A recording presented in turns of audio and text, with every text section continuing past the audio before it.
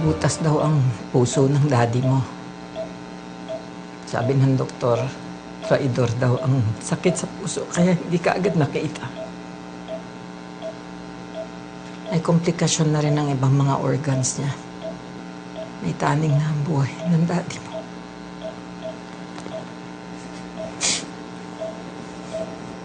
Hindi siya mamamatay, Mami. Gagaling si Daddy. Malakas yan. Ako, kung kailangan kong makipag-agawan kay kamatayan para mailigtas yung buhay ng Daddy ko, gagawin ko.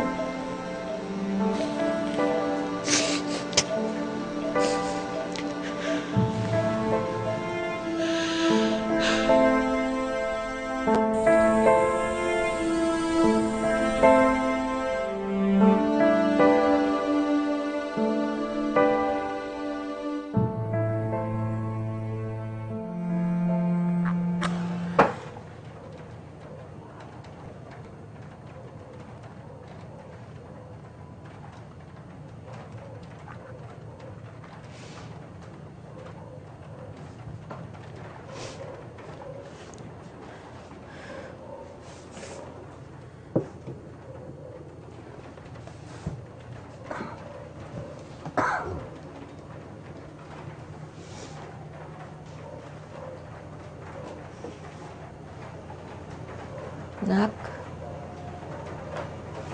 kung ano-ano ng panggagamot ang ginawa mo sa tatay mo, dinala na natin siya sa albularyo, sa magtatawas. Pero wala pa rin nangyayari. Mami, sa panahon na to, ayoko yung nawawala kayo ng pag-asa. Kasi habang humihinga yung daddy ko, gagawin ko yung lahat para magpagaling yan. Tulungan niyo naman ako. Magdadasal po ako.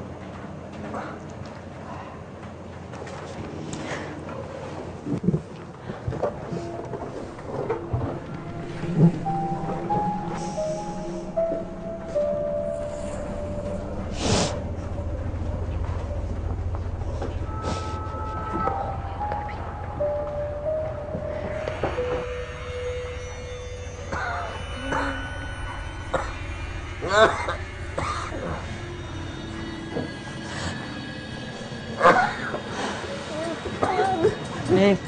Wag po. Wag po. Wag po. Wag niyo kukunin sa akin ang daddy ko. Wag po. Daddy, wag ka pong sasama. Parang awa niyo na po. Kunin lang po. Kunin niyo. Wag lang po, daddy ko. Wag, daddy. Wag ka sasama. Hindi pwede. Hindi pwede.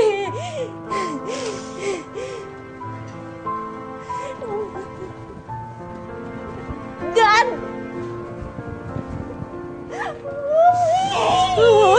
Maning!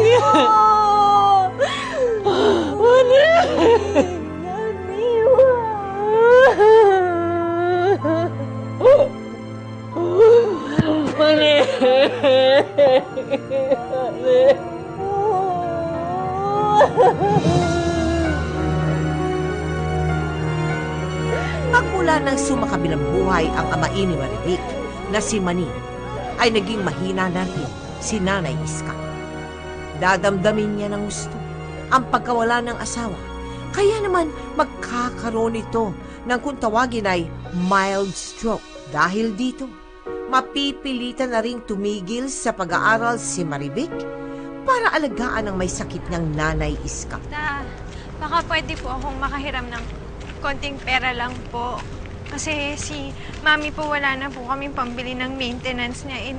Kinakabahan po ako kasi baka anong mangyari kay Mami. Wala na po kasi kami mapagkuha. Bakit hindi mo na lang kasi bulungan at tapalan mo na lang halaman si Ate Iska kagaya ni Kuya? Di ba manggagamot ka? Kaya nga si Kuya Maning napabilis, hindi ba? Hindi nga lang sa paggaling, kundi sa pag-akyat ng heaven. Sakit po sa akin na hindi ko napagaling yung tatay ko. Alam mo ikaw, isa kang santang impacta eh. Kaya nga nagkakasakit ang mga tao dito at nagkakandamatay dahil salot ka. Ikaw lumayas-layas ka sa harap ko, kung di sisipain kita. Ako, Mari, hinihinay ka sa pagsasalita mo. Baka mamaya niyan biglang bumula ang bibig mo. Ang mambabarang at mangkukulam, parang manghuhula na rin. Magkaiba po yung mga mambabarang kaysa sa manghuhula. Hindi po kami namemerwisyo ng mga tao. Bessie! Bes! Yung nanay mo umiiyak. Pinutulan kayo ng kuryente. Iyak nang iyak. Bes!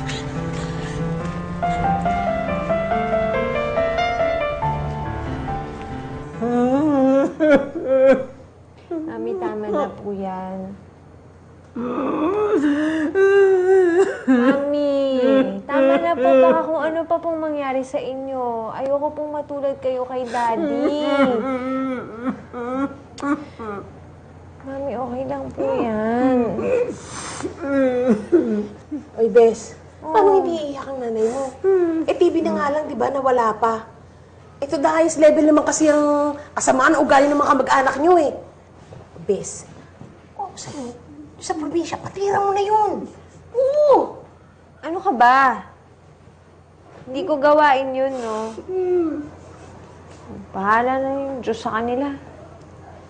Pero Bes, paano na kayo ngayon? Walang-wala na nga kayo eh. Bakit hindi mo pa kaya karirin talaga yung panghula mo? Isipin mo na lang, meron kang gifts, paghuhula. Diba? Bakit hindi mo pa talagang karirin yan? Di gamitin mo na. Sayang naman, di ba?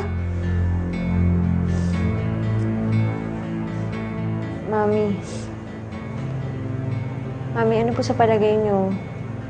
Sa palagay niyo po, manghula na po ako? Isa talagang tadhana mo ang bumasa ng kapalaran ng ibang tao. Sige. Ibibigay ko na rin.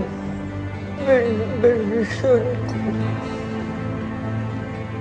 Po sa pagbigay ng bendisyon na yun. Ako po bahala. Ano yan? Anak ko yan.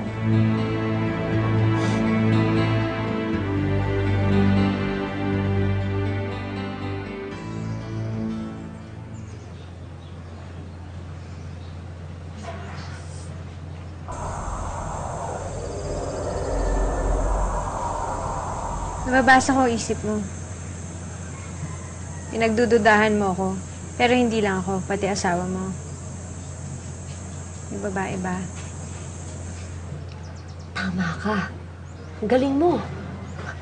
Paano mo nalaman na ito yung sadya ko sa'yo? Teka, totoo ba na may ibang babae yung asawa ko?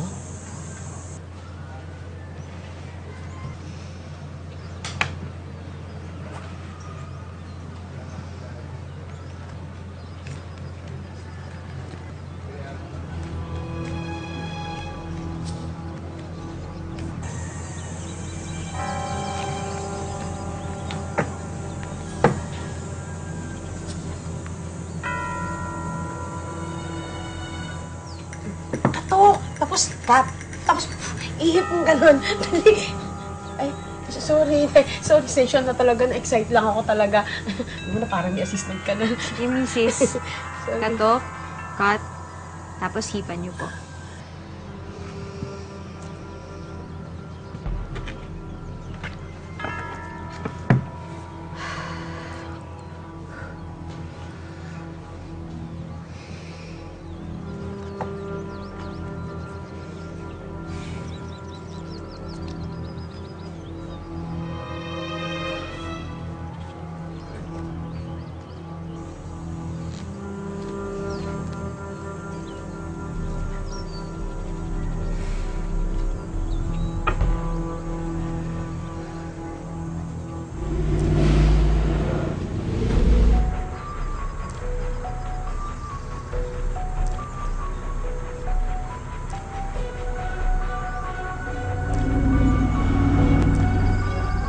May babae.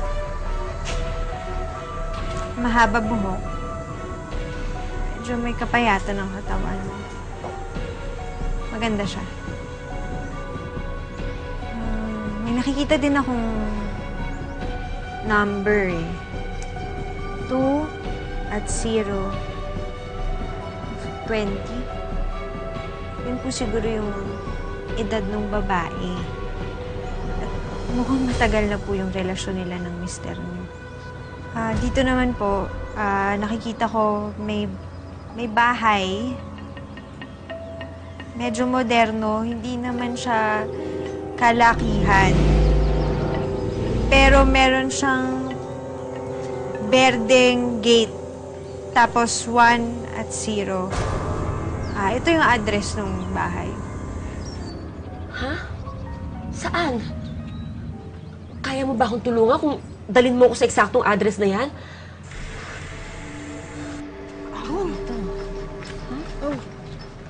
Bes. Uy, Bes. Uy. Yan! Yan mismo yung nasa baraha ko. Ito po yun.